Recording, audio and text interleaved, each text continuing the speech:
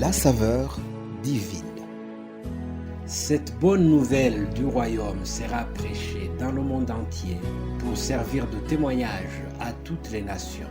Alors viendra la fin. Préparation et présentation, Immaculée Milanesa.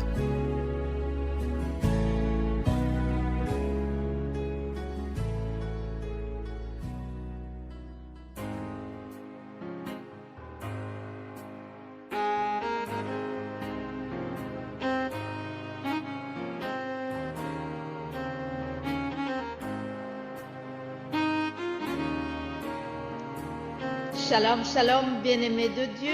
Shalom à vous tous qui suivez cette émission Saveur divine.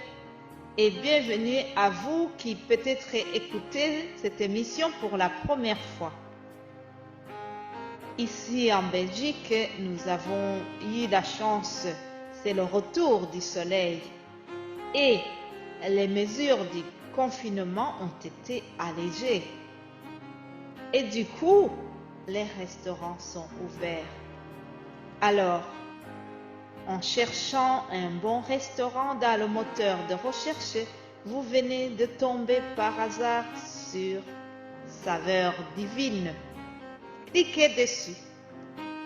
Vous êtes tombé sur un bon restaurant divin qui n'a jamais fermé dans cette période de confinement. Et au menu de cette semaine qui s'achève, les récompenses réservées à ceux qui ont cru en Jésus-Christ. Chers amis, en clôturant cette semaine, je voudrais insister sur la définition de certains termes utilisés. Quel est le croyant ou le chrétien qui recevra ces récompenses? C'est celui qui aura été royal, intègre. C'est celle ou celui qui sera recommandable et irréprochable vis-à-vis de son maître. C'est celui qui pratique le bien avec persévérance. Nous avons cette illustration dans Romains chapitre 2, verset 7. Je lis. Ceux qui pratiquent le bien avec persévérance cherchent l'approbation de Dieu, l'honneur et l'immortalité. Ils recevront de lui la vie éternelle. Amen. Je vous ai parlé de la vie éternelle dans le message d'hier. Sachez que dans le domaine spirituel ou mais encore, disons, dans les principes du christianisme, il y a quelque chose qui est difficile. Et même, c'est souvent un grand défi à relever. Il s'agit de pratiquer le bien, rendre service à ceux qui sont parfois ingrats et qui ne sont pas reconnaissants du bien que tu leur as fait. Il est plus agréable et plus motivant de rendre service aux gens dont tu es sûr qu'ils te diront « Merci beaucoup ». En résumé, je dirais que lorsqu'on persévère à faire le bien à ceux qui ne le méritent pas beaucoup, c'est un exploit divin. Et ceux qui arrivent à le faire, ce sont des vrais imitateurs de Christ. Jésus-Christ nous a aimés alors que, par nos péchés, nous n'en étions pas dignes du tout. Et même avant qu'il quitte ce monde, Jésus a dit « Aimez-vous les uns les autres ».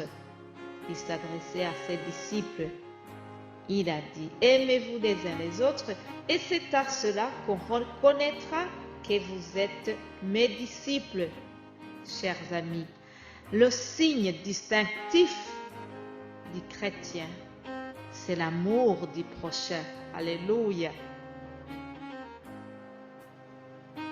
Une autre façon d'obtenir les récompenses célestes, c'est faire le bien à tous ici-bas, sans s'attendre à ce que la personne que tu as aidée te fasse la même chose. Tu le fais en pensant, non pas à un geste de retour de sa part, mais tu le fais en pensant à un futur céleste qui est souvent lointain. Et c'est ça le plus difficile. C'est ça le grand défi du chrétien. C'est ça le combat de la foi. Ça semble difficile, mais nous y arriverons par l'aide du Saint-Esprit. Amen. Chers amis qui viennent d'écouter ce message, je voudrais vous encourager par cette parole de l'Apocalypse. Voici, je viens bientôt et ma rétribution est avec moi pour rendre à chacun selon son œuvre. Alléluia. En terminant, je voudrais exhorter deux catégories de personnes. Que celui qui fait du bien persévère, car il y a une récompense qui nous attend au ciel. Je voudrais aussi exhorter celle ou celui qui ne connaît pas Jésus, qui ne l'a jamais reçu dans son cœur, qu'il se dépêche à chercher Jésus de tout son cœur. Oui, celui qui le cherche de tout son cœur, celui-là est vraiment heureux ou heureuse. Et Jésus se laisse trouver, mes amis. Oui, il se laissera trouver si vous le cherchez de tout votre cœur.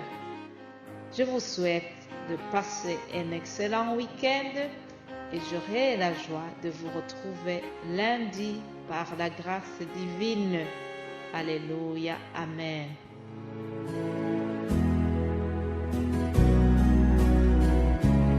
La saveur divine. Cette bonne nouvelle du royaume sera prêchée dans le monde entier pour servir de témoignage à toutes les nations. Alors viendra la fin. Préparation et présentation, Immaculée Milanesa.